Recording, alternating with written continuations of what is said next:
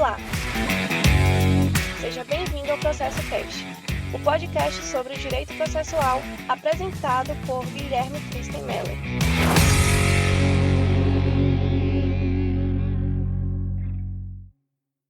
Olá, seja bem-vindo ao Processo Cast.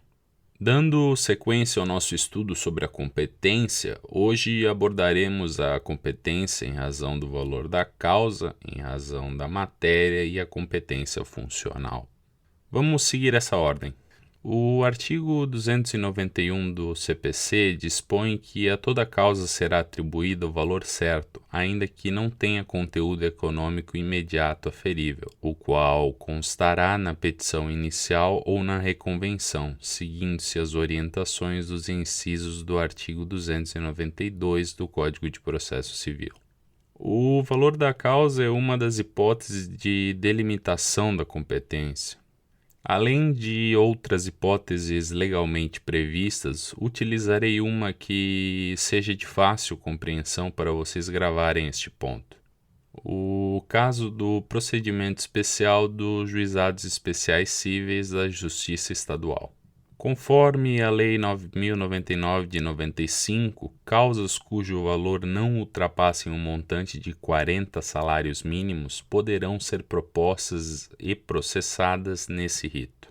Outro exemplo, nesse mesmo sentido, é o procedimento especial dos Juizados Especiais Cíveis na Justiça Federal.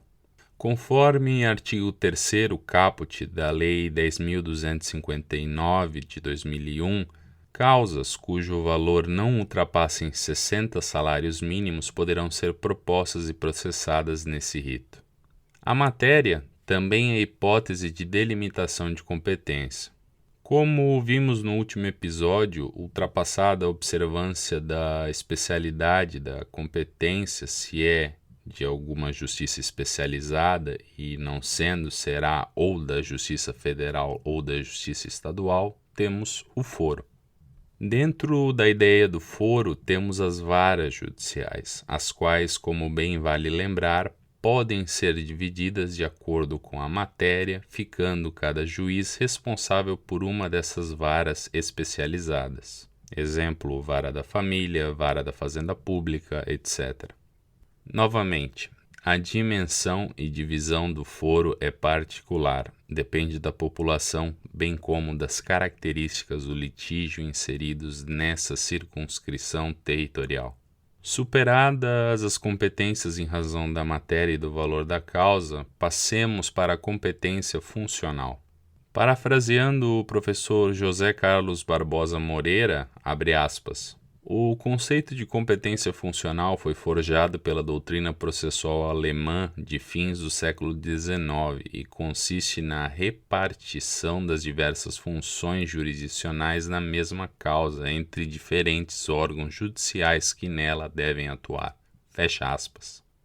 Trata-se de modalidade de competência absoluta e destina-se a repartir as atividades entre os órgãos que atuam dentro de um mesmo processo. Aqui cito o professor Humberto Teodoro Júnior, abre aspas.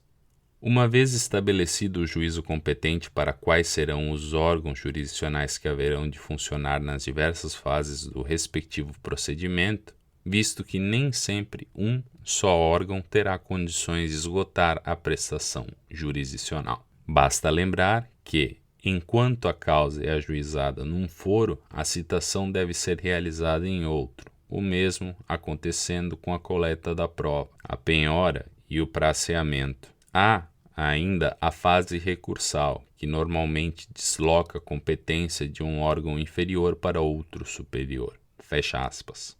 A competência funcional é classificada pelas 1. Fase do procedimento, pelo 2. Grau de jurisdição e pelo 3. Objeto do juízo. Seguindo a ordem de classificação, vou trabalhar alguns exemplos para fixar esse conteúdo. Sobre a competência funcional pela fase do procedimento. Existem diversos exemplos para trabalharmos com ela. Trarei alguns iniciando pela fase instrutória. Vamos supor que um processo tramita em Florianópolis, porém existem testemunhas a serem inquiridas que residem na cidade de Tubarão, ou ainda que o objeto a ser periciado lá se encontre. A competência do processo permanece em Florianópolis, porém, como a realização desses atos está além dos limites da circunscrição territorial dessa comarca, a competência deles, interrogatório das testemunhas e perícia, passarão a ser de competência da comarca de Tubarão. Deslocam-se os atos mediante carta precatória e não o processo. Outro exemplo interessante é o caso de execução, seja fundado em título judicial ou extrajudicial, ainda utilizando Florianópolis e Tubarão.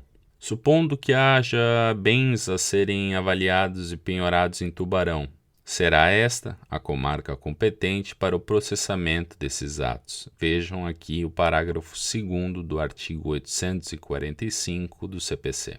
Seguimos.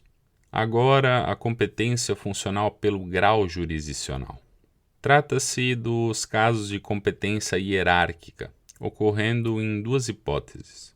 A primeira é quando a competência originária é para os tribunais superiores, o que ocorre em algumas hipóteses, como é o caso da ação rescisória. A segunda é a competência recursal. Sobre ela, vamos deixar para quando adentrarmos em recursos, afinal, inevitavelmente, na parte introdutória dessa matéria é assunto basilar. E, por fim, a competência funcional pelo objeto do juízo. Parafraseando novamente o professor Humberto Teodoro Júnior, abre aspas, no julgamento dos tribunais, quando é suscitada a questão de inconstitucionalidade, ocorrem duas decisões por órgãos distintos. A Câmara decide o recurso e o Pleno decide o incidente. Outro exemplo de competência funcional diversificada pelo objeto do juízo ocorre quando a penhora ou a medida cautelar decretada por um juízo é cumprido por outro, em diferente circunscrição territorial. Se houver embargos de terceiro, a competência para o incidente será do juiz deprecado e não do juiz da causa principal. Fecha aspas. Este é o Processo Cast. A obra de arte escolhida para a capa deste episódio é a Sibyl, de Camille Carot. Aguardo vocês no próximo episódio. Até mais. Tchau.